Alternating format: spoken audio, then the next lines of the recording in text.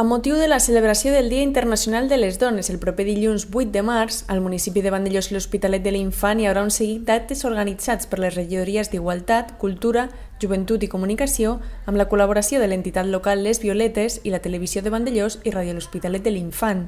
Així, des del diumenge 7 de març i fins al diumenge 14 hi haurà diverses activitats amb l'objectiu comú de visibilitzar la lluita per la igualtat de les dones.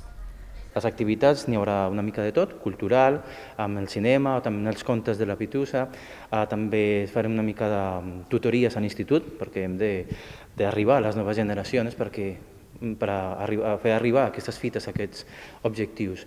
També tindrem un concurs de 8 reptes per al 8M, que ho fan les Violetes,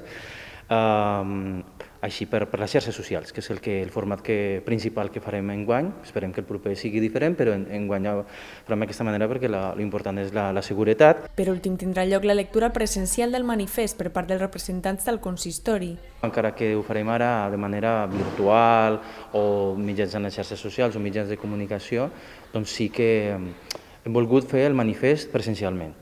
O sigui, convocar la gent el proper dilluns 8 de març a les 12 aquí davant la Casa de la Vila i després tot seguit a la 1 a l'Ajuntament de Vandellòs per llegir el manifest perquè aquesta és la reivindicació, estar-hi sempre presents, dempeus i cap endavant.